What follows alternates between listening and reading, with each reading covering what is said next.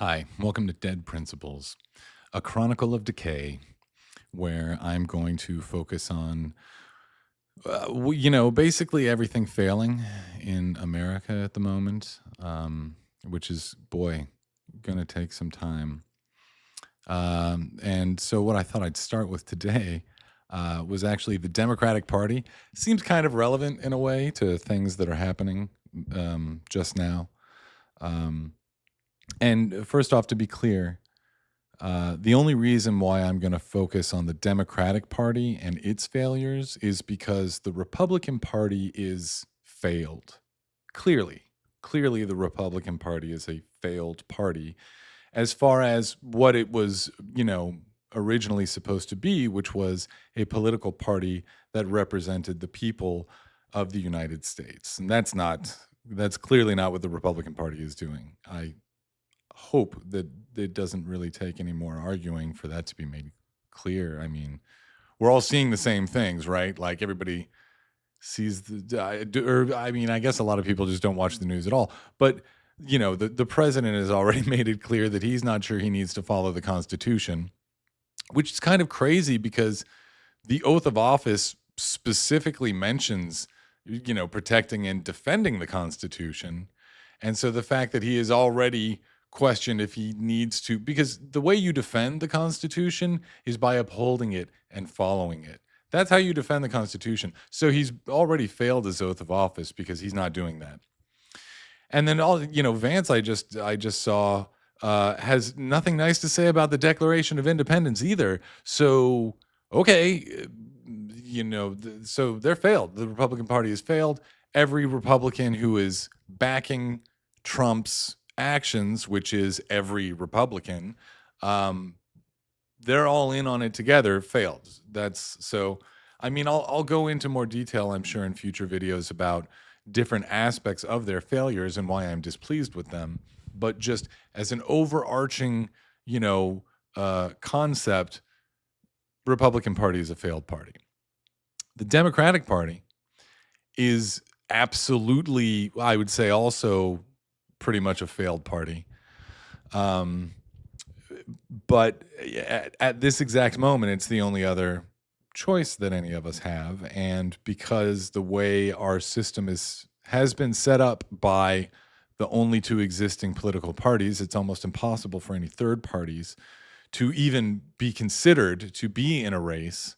So by the midterm elections, there's not another choice that I think is realistically going to make itself present. That not a good choice. I mean, maybe some billionaire could finance a third party candidate in that amount of time, but that's obviously no better than what we have right now. That's just another flavor of the same crap. So I don't think that there's any possibility short term to do anything to even slow down Trump's rampage other than to, potentially vote for a Democrat. But why? Why would we do that? Why would anyone vote for a Democrat? What do they have to offer? Do they have anything to offer? I'm not sure they have anything to offer. And that's the problem here because it seems like the only strategy that the Democratic Party currently has is to wait for the Republicans to be bad enough and to mess things up enough that out of sheer desperation the people will turn to the Democrats, and then the Democrats put up the least appealing option they possibly could every single time. Hillary was a terrible, terrible choice. No one wanted her. She is and always has been an industry plant. No one believes in her. Nobody wanted her. I'm pretty sure you knew that, political party of the Democrats, but I'm also pretty sure, if I remember correctly, that she was financing the whole national committee at the time. So you were all in her pocket, and that's why you guys all stabbed Bernie in the back and threw him in the gutter and said everybody has to vote for Hillary, and if you're not, you're some terrible guy. And then all the guys went conservative like that. I mean, you really shot both your feet off right then and there. And then you learned nothing from that experience. And then you did the same thing over and over again. You did it with Biden. The only reason why Biden won was because he wasn't Trump. I mean, and that's a terrible choice to make, but that's a really, gun to your head situation. You're like, okay, we got to go with Biden because he probably won't get us killed. And in that moment, it's good enough. But long term, people can't exist that way. Those can't be the options you give them. It's not right. It's too stressful. So, then after, let's see, after and then you tried to shove Biden down our throats again, which the number of people who I would like to gripe about with regard to Biden's oldness and no one's willingness to acknowledge it. That's a long list, and I'll get into that another time. But yeah, you tried it again until Old Man Winter just couldn't pull another, performance out. You realize, okay, and then you did desperation. Okay, let's throw everything behind Kamala, although not really. You didn't really, but she didn't do herself any favors either, I don't think. And I recently heard that she decided to take a step back and not run for governor of California. And let me just say, that was the right call. No one wants you. That's very clear, Kamala. Enjoy the private sector for a while, or maybe forever. I think you've done enough. Enough service from you. Thanks. But yeah, so these are not good options. No one wants these choices, but it's all we're given.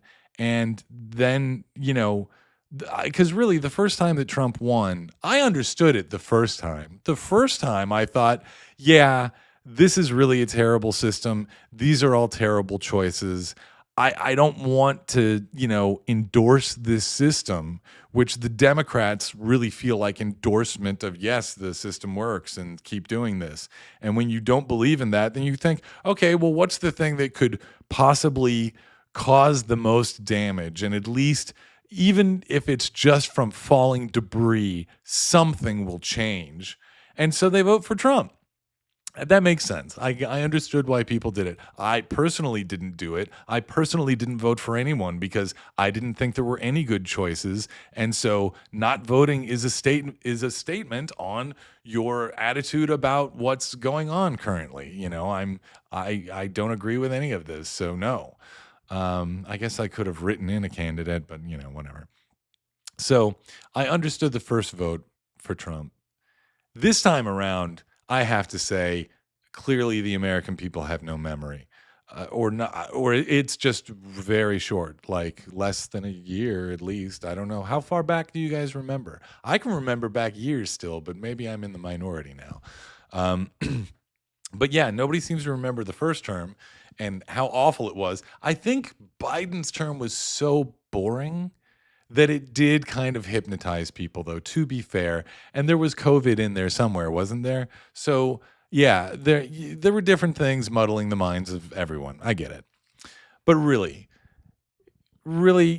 people thought that eggs were going to get cheaper if they voted for Trump. I'm not sure that's the truth. I think that's the reason people gave, but I don't think that was the reason in their hearts. But whatever. So they did it. They voted for him again. And so now we're left in a position where anyone who's not super jazzed about, the empire of ICE agents that are starting to stormtrooper their way through America, if you're not psyched about that and all the other things that are going wrong, that you would consider to be going wrong under the circumstances, I am one of those people that thinks things are very much going wrong. Then what do? The Democrats say, hey, you know what? Midterm. Yeah, rah, midterm. Vote for us. But here's the problem with that. Well, there's many problems with that. Here's the first problem with that. If we all vote for you, Democrats, what are you going to do? What's the plan? Do you have a plan? Because I haven't heard a plan from anyone in the Democratic Party that would suggest any concept of a way to undo the damage that has already been done, let alone try to stop future damage from being done. What's the plan? And while you're at it, What's your plan for right now? You don't have a plan for right now other than letting Trump burn enough of this country down that, again, people will be so desperate that they'll accept whatever, you know, bag of bones you drag up next time. It- that's not a choice. It wasn't a choice before. It's not a choice now. And you guys are really playing with fire. Just counting on counting on the desperation of the American people in order to accomplish what you want to achieve. That doesn't mean you have noble goals. So that's not a plan, Chuck. Letting it burn down enough, that's not a plan. And your strongly worded letters aren't doing a damn thing.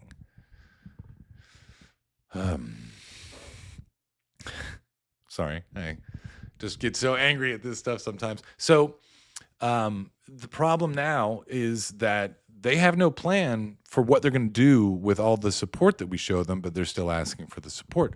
Oh, why? Why should we support you? So that's just on a party level. Why should we support the Democratic Party when they have demonstrated no backbone thus far in standing up to Trump and his regime? They've demonstrated no ideas for how they're going to combat this stuff moving forward. And while I'm at it, I have a big question on this subject. If everybody votes for Democrats in the midterm elections, who cares? Because Trump already passed his big, beautiful bill, which is over 600 pages long, and I'm still not sure anyone has actually read the whole thing. So it seems like he got a whole term's worth of agenda things done already. So now you're going to win in the midterm elections. And then what are you going to do? Well, he's not going to pass any more legislation. Well, he still has executive orders, right? Can you stop all that? So why should we vote for you? You're just going to piss him off more. So I don't know. I have not heard anyone explain anything along the lines of what will actually happen when you have Congress that will change anything that's happening already. So that's on a party level. Now I also want to get into some specific individuals in the Democratic Party and why none of them are the solution either. So the overarching theme of this section is the fact that there's too many political operatives and not enough political representatives. And what I mean by that is that a political representative is a person from an area who runs for a position, either as a representative in the House or as a senator, because they care about the people in their community and they want to represent them and they want to improve things for them and for that area. There was a time when it was like that. That's a representative. But then you also have political operatives, which are primarily what now are filling the positions of power in government, unfortunately. And a political operative is someone who is going to say, well, a political operative has different goals. A representative wants to represent their people and improve the place where they live. A political operative wants a political career and they want to climb that ladder. So their motivations are different, and their motivations are not primarily to represent a group of people. Their primary motivation is to put themselves in the best position for future advancement, which means they're going to be more willing to negotiate with people and more understanding of other people's sides and less likely to dig their heels in and say, no, these are my people and I will protect them. They do that less. And you can kind of tell. Some people really, really, make it very clear what they are by the way they operate. And a good example of a political operative, I think, is Gavin Newsom. Because he is the most oily used car salesman kind of person, that I think I've ever seen. And I want to be fair in this because at the moment he's the only one standing up to Trump at all, and I commend him for that. He not only has he stood up to Trump on multiple occasions, but he is also the only person in any position of power who has found a way to sort of counter the particular kind of propaganda maneuvering that Trump and his group are really known for at this point. I mean, just the massive misinformation campaign, basically, that they always launch at everything. So, he's got a quick and agile group of people around him. He's got a good group of people around him. They're skilled, and he's a skilled political operative. But I'm just not convinced that he'd ever fight for me. You know what I mean? Like, I think he'd fight for the best position for himself. But I wouldn't be convinced that I'd ever be a part of his equation. And so, yeah, like I say, and I mean, and like I say, it's through actions. Actions tell you things. I think his podcast does a really good job of showing that he's a political operative. It was maybe the very first episode. I don't listen to it regularly, but I did pop in to just take a look. And I think within the first few minutes of the podcast that I listened to, the episode I listened to, he had on some right-wing zealot. And he said the words, "God bless you," for something that he had done. He was commending him for something. And I thought, really? Really, Gavin Newsom, God bless you? That's the kind of thing you're likely to say to somebody because you're just a church-going fella? Really? You don't strike me as someone who goes to church regularly, quite frankly. I don't believe that at all. So that's just, I don't know. The man is very fluid. He really seems like he has the ability to fit into any container. And that can be useful, certainly, but I'm not sure that demonstrates necessarily the qualities of character that I would look for in my political representative. So I think he's pretty sus. Also on the list, Pete Buttigieg. Hey, Pete. How you doing, Pete? What's going on, Pete? So let's look at the career of Pete here. So yes, he was the mayor of South Bend, Indiana, which is not a very big town. The most impressive thing about that area is Notre Dame. If you ran Notre Dame, it would be more impressive, frankly. But okay, mayor of a small town in Indiana. All right. It is what it is. Then he's a secretary of transportation. Okay, hey, wow, that sounds impressive. But here's the thing, because like I said, my memory does go back farther than a few months. As I recall, during the time period that he was the Secretary of Transportation, so that's planes, trains, and automobiles, we literally had problems with all three of those things, including, does anybody recall a mushroom cloud in Ohio? The trains, that's a problem. I think things are still a problem there, quite frankly. But yeah, so all of that was going very poorly during that time period. And then, unsurprisingly, things in that department are still going very poorly now. It doesn't help that Pete was replaced by a reality star, but I'm not sure that hurt anything either, because what did Pete do? I'm still not sure. I don't know of any accomplishments he made while he held that position. Then, after leaving that position, I think he was booted out by Trump, which, that adds up. Then he moved to Michigan. Well, why'd you leave South Bend, Pete? Place where you were the mayor. Wouldn't you want to stick around in that town? No? Okay, well, why'd you move to Michigan? Like, you moved like 30 feet north. What are you doing? Why? The weather's not any different there, Pete. Why'd you move? Oh, wait a minute. Is there a Senate seat opening up there, Pete? Did you need to establish your residency early enough so that you could run for that, Pete? Is that what you did? See, again, that makes you seem like a political operative, not a representative of your people. Because who are your people? Are they not in Indiana anymore? Did they all move to Michigan with you? What's going on, Pete?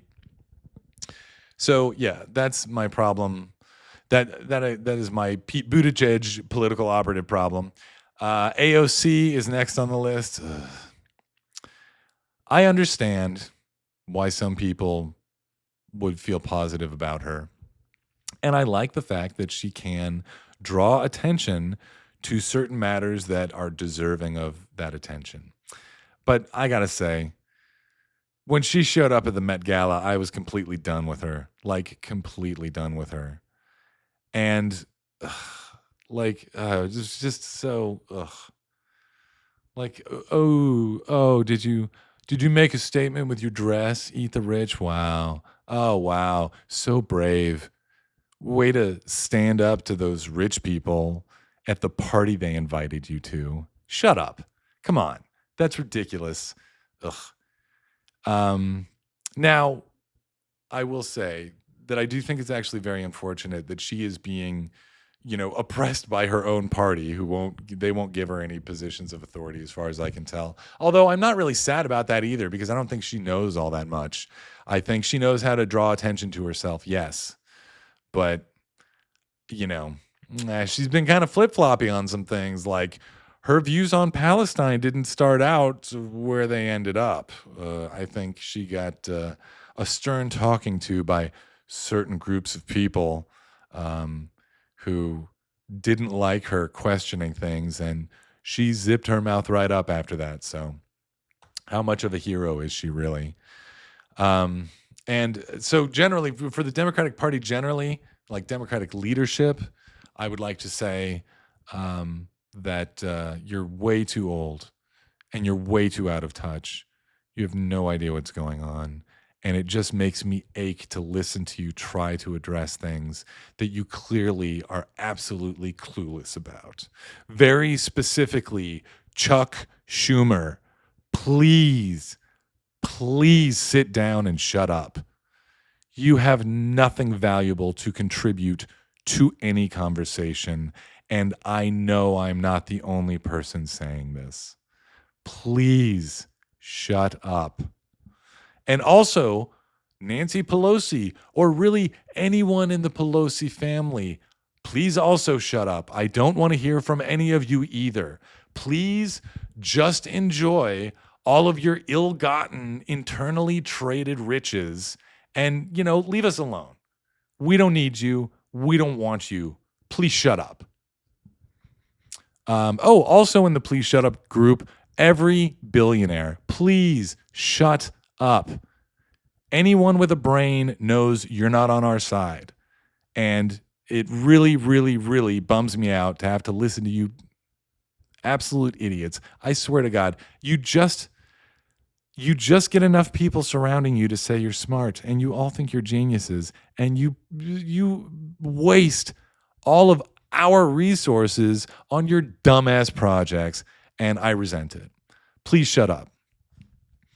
And yeah, if the Democratic Party tries to suggest, first of all, if the Democratic Party tries to suggest any rich person as the next candidate for president, then the party's over completely, because everyone already thinks you're completely bought, which is funny because obviously the Republicans are completely bought as well, but they're not getting painted as badly with that brush as you guys are. But yeah, no one with any money. I want the next president to be poor, because only a poor president is going to understand what I'm going through and what I have to deal with.